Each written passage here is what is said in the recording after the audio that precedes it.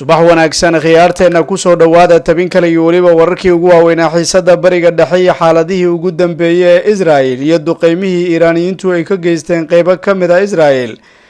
Xuutiyiintu oo toos ugu soo biiray isla markaana gantaalo ku garaacay qaybo ka mid ah Israel iyo waliba Iiraan oo daldashay mid ka mid ah basaasiintii iyagu u basaasayay sirdoonka Israel.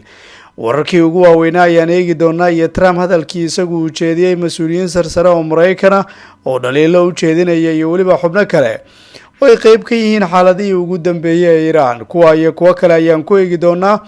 soo dhawaada meel kastoo aad joogtaan. waa subaxnimo Isniin 23 bisha Juun.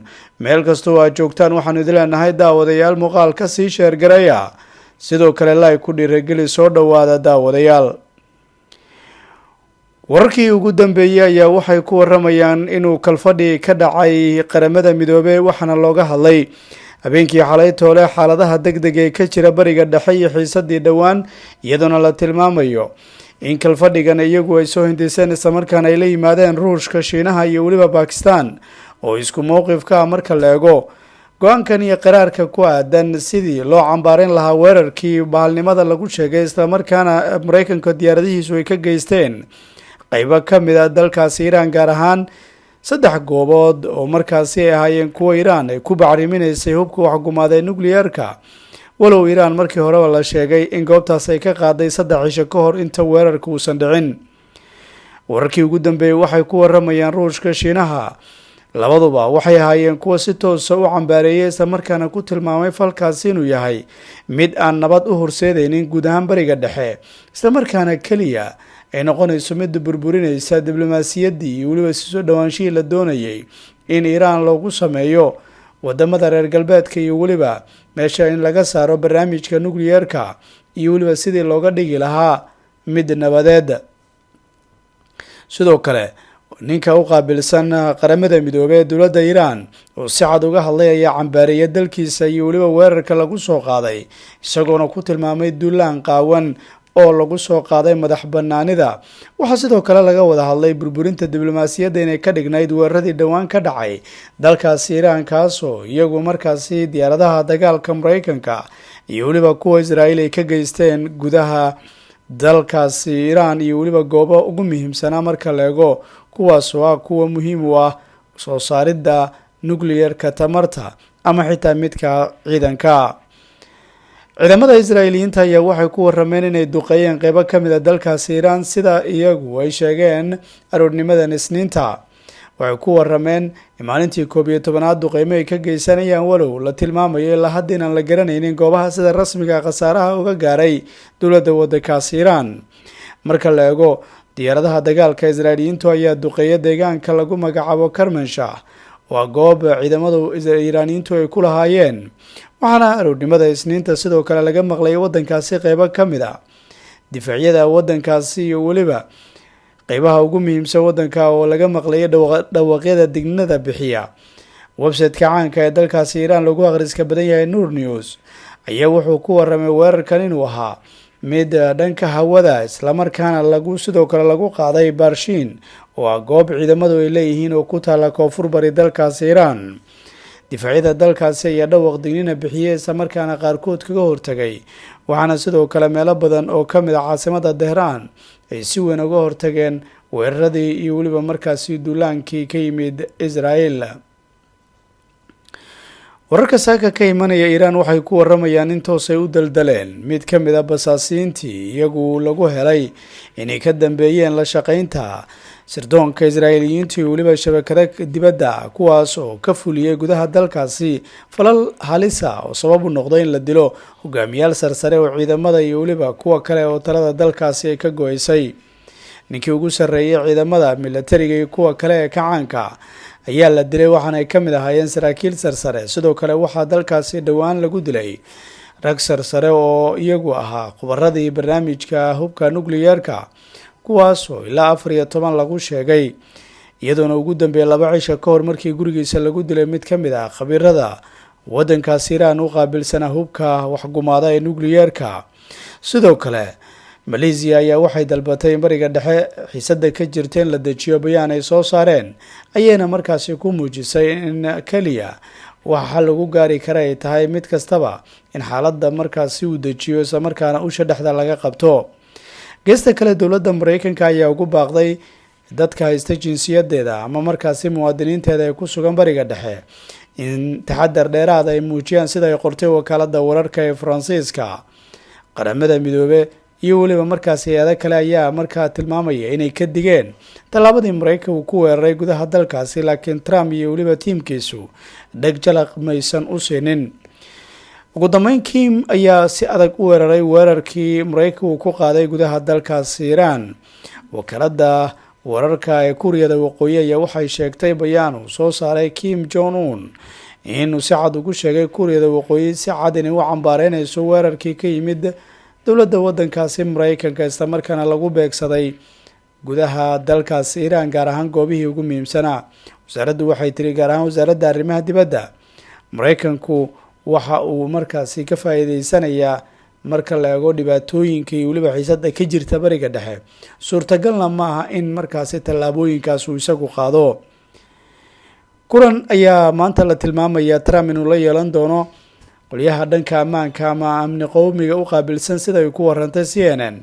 habeenkii xalaytol ayuu isagu sheegay in hadafkooda uu yahay ama ay bedeli doonaan oo isku dayi doonaan nidaamka dalkaasi.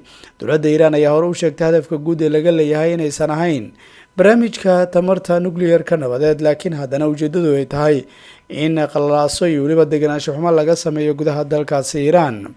Trump ayaa waxa uu isagu tilmaamay in haddii iyagu ay awoodi waayaan in marka Iiraan weyn iyagu ay sameeyaan inay awood u leeyihiin in ay nidaamka bedelaan, taasoo ka dhigan in uu abuuro waxa loo yaqaano fowdada la abuuray isla markaana deganaansho xumo laga sameeyo sidii dhacday wadamo dhowra sida Ciraaq iyo weliba wadamo kale oo ay ka mid tahay Afghanistan.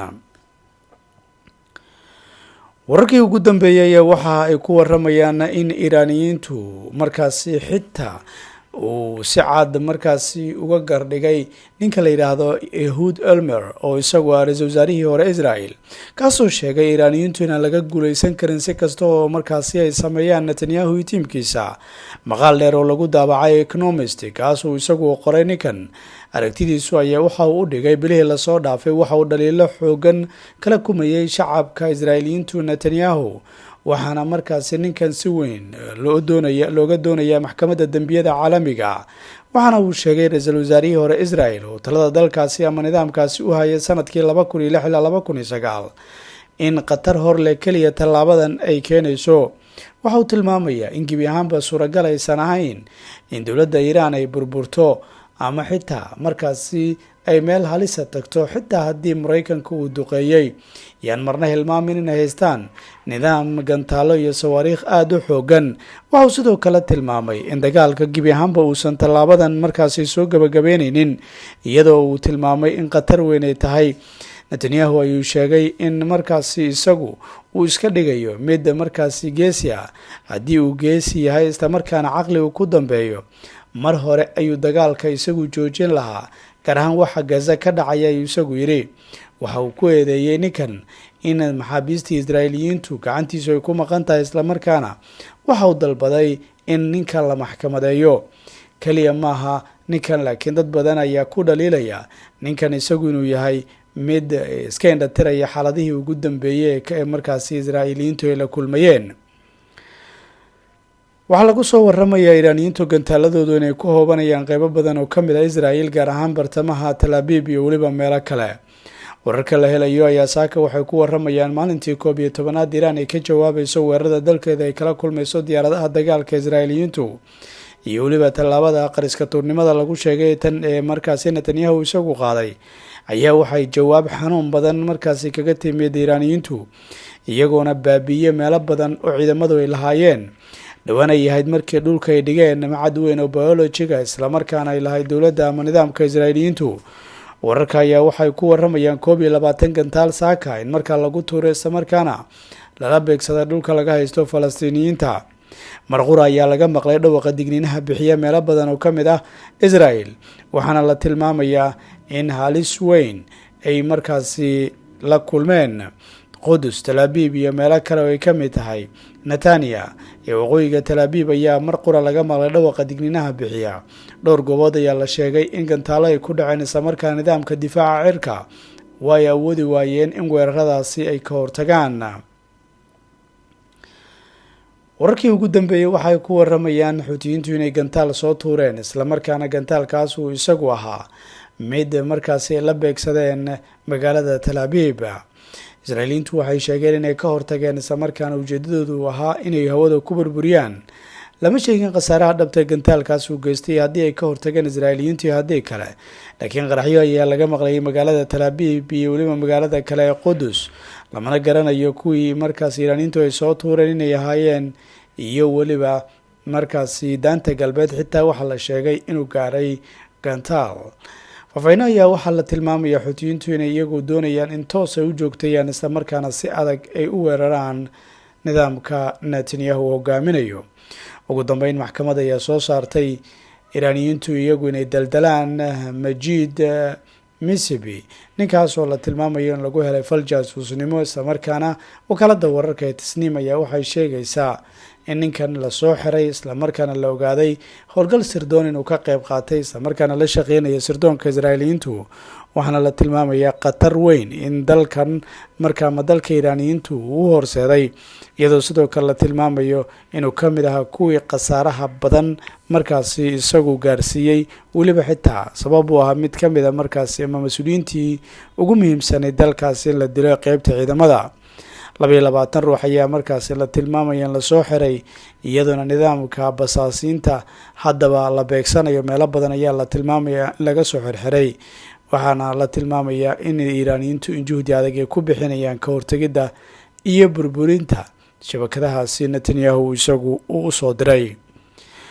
ugu dambeynna mid ka mid a saraakiisha aadka loo garanayo islamarkaana ninkii markaa Mariniska Mareykanka kasoo shaqeeyay oo sarkaal hore ah, ninka la yidhaahdo Scott Ritter, waxaana waa madaxii baarista barnaamijka hubka waxgumaada ee nuclearka ee dalkaasi Ciraaq, ayaa waxa uu isagu ka hadlay weerarkii ugu dambeeyay ee ka dhacay markaasi Iiraan.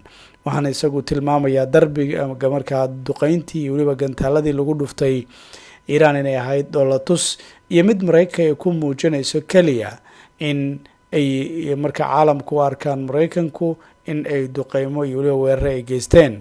Trump ayaa markaasi hadda waqti xaadirkan doonaya mujtamaca caalamiga inuu keliya ku dejiyo, laakiin haddana waxa uu tilmaamay khatar weyn inay ka dhalanayso. waxa uu leeyahay fowda caalamiga iyo khasaaraha markaasi ka dhalan karaysa ayuu isagu tilmaamay in dowladda Mareykanka tallaabadaasi ay tahay mid halisa oo dhibaatooyin weyn horseedi karaysa. tabinteena